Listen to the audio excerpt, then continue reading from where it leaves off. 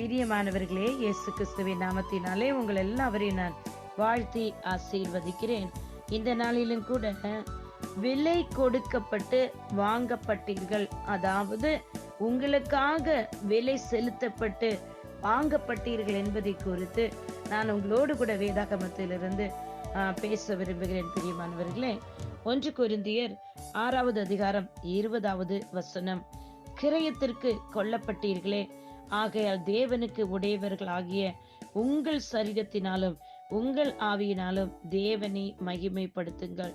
எனக்கு அருமையானவர்களே, விலைக்கு வாங்கப்பட்டது என்பது நாம் அடிமைத்தனத்தின் ஆவியில் நாம் கட்டப்பட்டிருந்தபடினால் பிசாசானவன் நம்மளை அடிமைப்படுத்தி வைத்திருந்த அந்த அடிமை நிலையிலிருந்து, பெற்றோர்கள் மூதாதையர்களுடைய பாரம்பரிய சாபக்கட்டாக அந்த அடிமைத்தனத்தில் இருந்து கிறிஸ்து இயேசு அவருடைய ரத்தத்தை விலையாக செலுத்தி, விலைக்கரையமாக செலுத்தி அந்த அடிமைத்தனத்திலிருந்து உங்களை அவர் விலை கொடுத்து, அதாவது அடிமாட்டு லெவல் என்று சொல்வார்கள் இல்லையா, ஒரு சந்தையில கொண்டு போய் விற்பதற்காக ஒரு பொருளை வைக்கும் போது அதை யாருமே வாங்க மாட்டார்கள். கடைசியில போனா போகுது என்று சொல்லி யாராவது ஒருத்தர்கள் அது ஏலத்தில் எடுப்பார்கள்.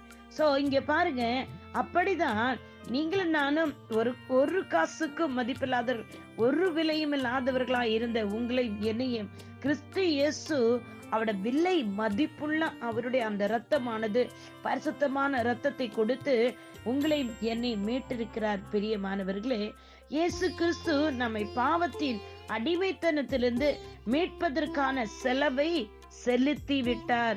எனக்கு அருமையான சகோதரனே, சகோதரியே, இன்றைக்கு பிசாசானவனுக்கு உங்கள் மேல் எந்த அதிகாரமும் கிடையாது.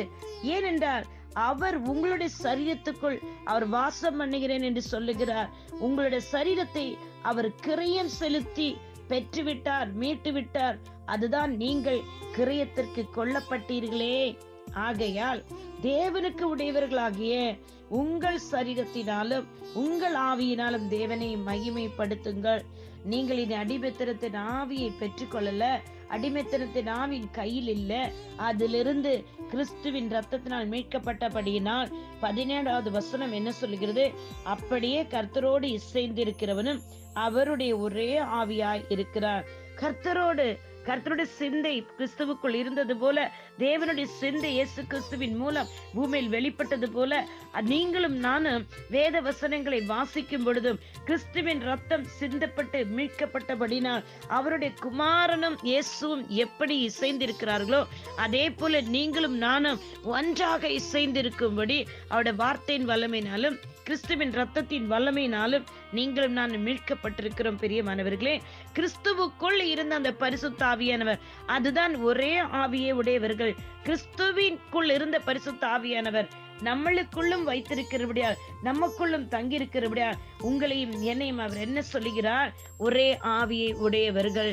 அந்த ஒரே ஆவியை உடையவர்கள் தேவனுடைய நாமத்தை எப்பொழுதும் நம்முடைய சரீரத்தின் மூலமாக வெளிப்படுத்திக் கொண்டே இருக்க வேண்டும். தேவனை மகிமைப்படுத்தி கொண்டே இருக்கணும். பிரியமானவர்களே, இன்றைக்கு நீங்கள் உங்களை பார்த்து நீங்க சொல்லுங்க, நான் அடிமைத்தனத்தின் ஆவியிலிருந்து கிறிஸ்து இயேசு என்னை அவருடைய ரத்தத்தினால விலை கொடுத்து, அந்த ரத்தத்தை விலையாக கொடுத்து என்னை மீட்டு விட்டார். நான் இன்றைக்கு மீட்கப்பட்டு விட்டேன், நான் விடுவிக்கப்பட்டு விட்டேன். அவர் என்னுடைய தகப்பன் என்னை மீட்டு விட்டார். இனி சாத்தானுக்கு, பொல்லாத ஆவிகளுக்கு, பிரச்சனைகளுக்கு, போராட்டங்களுக்கு, கவலைகளுக்கு, வியாதிகளுக்கு என் மேல அதிகாரமே இல்லை. ஏனென்றால் சிலுவையில் எல்லாவற்றையும் செலுத்தி விட்டார். செலுத்தி விட்டார். பிரியமானவர்களே, அது நீங்கள் இருதயத்தின் ஆழத்தில் உணர்ந்தீர்கள் என்றால் நிச்சயமாக இந்த வார்த்தை இன்றைக்கு உங்களை தொடப்படும். நீங்கள் விசுவாசிக்கிறவர்களாய் கர்த்தருடைய நாமத்தினால அற்புதங்களை, அதிசயங்களை காண்பீர்கள். கர்த்தர் தாமே உங்களை ஆசீர்வதிப்பாராக. உங்களுடைய சகோதரி evangelist Sheela Rosario. God bless you all. Amen. Amen. Amen.